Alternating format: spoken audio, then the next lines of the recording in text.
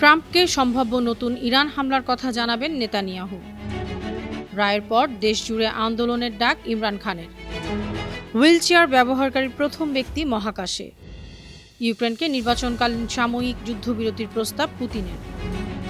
জানুয়ারিতে আইসিজেতে রোহিঙ্গা গণহত্যা মামলার শুনানি।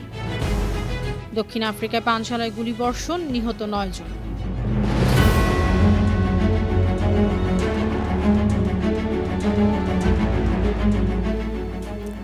শুনছিলেন সংবাদ শিরোনাম। সবাইকে স্বাগত জানাচ্ছি বিশ্বজুড়ে প্রতিদিনে বিশ্বের বিভিন্ন প্রান্তের সবশেষ তথ্য জানাতে আপনাদের সঙ্গে আছি আমি অনন্যা চৈতি।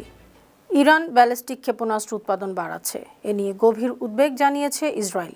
এ পরিস্থিতিতে ইরানের সম্ভাব্য নতুন সামরিক হামলার বিষয়ে যুক্তরাষ্ট্রের প্রেসিডেন্ট ডোনাল্ড ট্রাম্পকে অবহিত করার পরিকল্পনা করছেন ইসরায়েলের প্রধানমন্ত্রী বেনিয়ামিন নেতানিয়াহু। মার্কিন গণমাধ্যম এনবিসি নিউজের বরাতে রয়টার্স জানায়, চলতি বছরের হামলায় ক্ষতিগ্রস্ত হওয়ার পরও ইরান ক্ষেপণাস্ত্র কারখানা পুনর্গঠন ও আকাশ প্রতিরক্ষা ব্যবস্থা মেরামতের চেষ্টা করছে। একই সঙ্গে পারমাণবিক সমৃদ্ধকরণ কেন্দ্র পুনর্গঠন নিয়েও উদ্বেগ রয়েছে।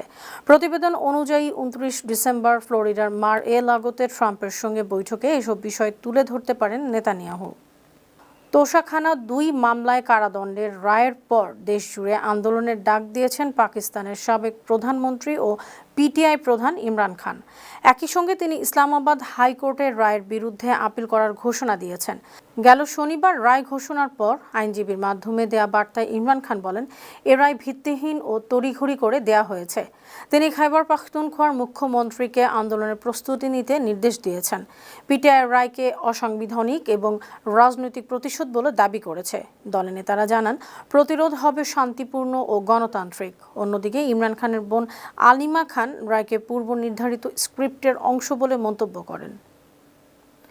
এই প্রথমবারের মতো হুইলচেয়ার ব্যবহারকারী একজন ব্যক্তি মহাকাশ ভ্রমণ করলেন।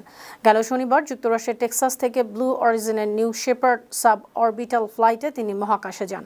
প্রায় 10 মিনিটের এই ফ্লাইটে যাত্রীরা আন্তর্জাতিকভাবে স্বীকৃত মহাকাশ সীমা কারমান লাইন অতিক্রম করে। সম্পূর্ণ স্বয়ংক্রিয় এই ছোট রকেটটি উৎক্ষেপণের পর আকাশে ক্যাপসুলটি বিচ্ছিন্ন হয়ে যায়। এতে যাত্রীদের মধ্যে ছিলেন ইউরোপিয়ান স্পেস এজেন্সির জার্মান প্রকৌশলী মাইকেলা বেনথাউস, যিনি এক দুর্ঘটনার পর থেকে হুইলচেয়ার ব্যবহার করছেন। ফ্লাইট শেষে ক্যাপসুলটি প্যারাসুটের মাধ্যমে নিরাপদে টেক্সাসের মরুভূমিতে অবতরণ করে। এটি ছিল ব্লু অরিজিনের 16তম মানববাহী মহাকাশ ফ্লাইট।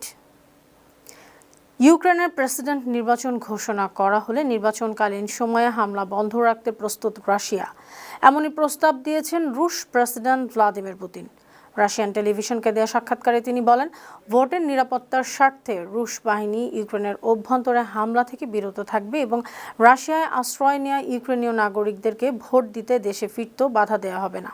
তবে যুদ্ধবিরতির সুযোগে ইউক্রেন অস্ত্র ও সেনা জড়ো করলে ভয়াবহ পরিণতি হবে বলে সতর্ক করেন তিনি। ট্রাম্পের চাপের মুখে ইউক্রেনের প্রেসিডেন্ট ভলোদিমির জেলেনস্কি সম্প্রতি জানিয়েছেন, আগামী 90 দিনের মধ্যে দেশে প্রেসিডেন্ট নির্বাচন অনুষ্ঠিত হবে। জাতিসংঘ জানিয়েছে, আগামী জানুয়ারিতে আন্তর্জাতিক বিচার আদালত মিয়ানমারের বিরুদ্ধে রোহিঙ্গা গণহত্যার মামলার শুনানি অনুষ্ঠিত হবে। শুনানিতে 12 থেকে 15 জানুয়ারি পর্যন্ত গাম্বিয়া এবং 16 থেকে 20 জানুয়ারি পর্যন্ত মিয়ানমার তাদের যুক্তি উপস্থাপন করবে। আইসিজে উভয় পক্ষের সাক্ষ্য গ্রহণের জন্য 3 দিন করে সময় নির্ধারণ করেছে। তবে এ শুনানি জনসাধারণ ও গণমাধ্যমের জন্য বন্ধ থাকবে। 2019 সালে পশ্চিম আফ্রিকার মুসলিম প্রধান দেশ গাম্বিয়া মামলাটি দায়ের করে। এতে অভিযোগ করা হয়, 2017 সালে রোহিঙ্গাদের বিরুদ্ধে মিয়ানমারের সেনাবাহিনী ও বৌদ্ধ মিলিশিয়ারা নৃশংস অভিযান চালিয়ে গণহত্যা সংঘটিত করে। দক্ষিণ আফ্রিকার বাণিজ্যিক রাজধানী জোহান্সবার্গের কাছে বেকার্সদাল শহরে একটি পানশালাকে লক্ষ্য করে বন্দুক হামলায় 9 জন নিহত এবং অন্তত 10 জন আহত হয়েছেন। শনিবার স্থানীয় সময় রাত 1টার দিকে সাদা মাইক্রোবাস ও রূপালী রঙের একটি গাড়িতে করে আসা প্রায় 12 জন হামলাকারী এলোপাথারি গুলি চালায়। পুলিশ জানায়, হামলায় পানশালার মালিকও নিহত হয়েছেন। তবে রাষ্ট্রীয় টেলিভিশন SABC জানিয়েছে, গুলির ঘটনা পানশালার ভেতরে নয়, পাশের সড়কে ঘটেছে। গাউটেং প্রাদেশিক পুলিশ বলেছে, হামলার কারণ ও জড়িতদের পরিচয় এখনও জানা যায়নি। আহতদের নিকটবর্তী হাসপাতালে ভর্তি করা হয়েছে। ইরানের সশস্ত্র বাহিনীর deputy chief of staff brigadier general Ahmed বাহিদি বলেছেন, যুক্তরাষ্ট্র সহ কোনো বহিরাগত শক্তিরই লেবাননের প্রতিরোধ আন্দোলন হিজবুল্লাহকে নিরস্ত্র করার সাহস নেই। গেল শনিবার এক সম্মেলনে বক্তব্য রাখতে গিয়ে তিনি দাবি করেন, হিজবুল্লাহ কার্যত ইসরায়েলি শাসন ব্যবস্থাকে অচল করে দিয়েছে এবং জায়নিস্ট বাহিনীকে স্থলযুদ্ধে নামতে ভয় পাচ্ছে।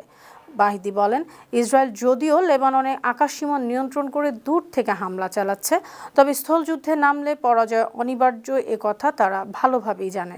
তিনি আরও বলেন, ফিলিস্তিনের মুক্তি ছাড়া প্রতিরোধ আন্দোলনের কোনো অর্থই নেই। ভেনেজুয়েলার উপকূলের আন্তর্জাতিক জলসীমা থেকে দ্বিতীয়বারের মতো একটি তেলবাহী ট্যাংকার জব্দ করেছে যুক্তরাষ্ট্র। মার্কিন স্বরাষ্ট্র নিরাপত্তা বিভাগ DHS জানায়, চলতি মাসে ভেনেজুয়েলা থেকে যাত্রা করা পানামার পতাকাবাহী সেঞ্চুরিজ নামের জাহাজটি আন্তর্জাতিক জলসীমায় আটক করা হয়। মার্কিন কোস্ট গার্ডের নেতৃত্বে বিশেষ ট্যাকটিক্যাল টিম এ অভিযান পরিচালনা করে। অভিযানের একটি ভিডিও সামাজিক যোগাযোগ মাধ্যমে প্রকাশ করেছেন DHS সচিব ক্রিস্টি রোয়েম। ভেনেজুয়েলা সরকার এই ঘটনাকে চুরি ও অপহরণ আখ্যা দিয়ে তীব্র প্রতিবাদ জানিয়েছে এবং বিষয়টি জাতিসংঘ সহ আন্তর্জাতিক মহলে তোলার ঘোষণা দিয়েছে। নয়াদিল্লিতে বাংলাদেশ হাই কমিশনের সামনে বিক্ষোভ নিয়ে কিছু গণমাধ্যমে বিভ্রান্তিকর প্রচারণা চলছে বলে মন্তব্য করেছেন ভারতের পররাষ্ট্র মন্ত্রণালয়ের মুখপাত্র রণধীর জয়সওয়াল। রোববার পররাষ্ট্র মন্ত্রণালয়ের ওয়েবসাইটে দেয়া এক বিবৃতিতে তিনি কথা জানান। জয়সওয়াল বলেন, ময়মনসিংহে দীপু চন্দ্র দাস হত্যাকাণ্ডের প্রতিবাদে গেল শনিবার প্রায় 20 থেকে 25 জন তরুণ হাইকমিশনের সামনে জড়ো হয়ে স্লোগান দেন এবং বাংলাদেশের সংখ্যালঘুদের নিরাপত্তার দাবি তোলেন। তবে তারা কখনই নিরাপত্তা বেষ্টনী ভাঙার চেষ্টা করেননি বা কোনো নিরাপত্তা ঝুঁকি তৈরি হয়নি। তিনি আরও জানান, দায়িত্বে থাকা পুলিশ কয়েক মিনিটের মধ্যেই বিক্ষোভকারীদের ছত্রভঙ্গ করে দেয়। থাই বাহিনীর হামলায় কম্বোডিয়ার ওজিক সেতু আংশিকভাবে ধ্বংস হয়েছে, ফলে স্ট্রেইসনাম ও চাংকাল জেলার মধ্যে গুরুত্বপূর্ণ যাতায়াত পথ বিচ্ছিন্ন হয়ে পড়েছে। থাইল্যান্ডের রয়্যাল এয়ার ফোর্স জানায়, F-16 যুদ্ধবিমান থেকে চালানো নির্ভুল হামলায় সেতুটির লক্ষ্যবস্তু করা হয়, যা কম্বোডিয়ার সেনাদের একটি সরবরাহ পথ ছিল। হামলায় কোনো হতাহতের খবর না থাকলেও আতঙ্কে স্থানীয় অনেক বাসিন্দাই এলাকা ছাড়তে বাধ্য হয়েছেন। কম্বোডিয়া থাইল্যান্ড সীমান্তে চলমান সংঘর্ষে উত্তেজনা আরও বেড়েছে। দুই দেশই নতুন করে সহিংসতার জন্য একে অপরকে দায়ী করছে।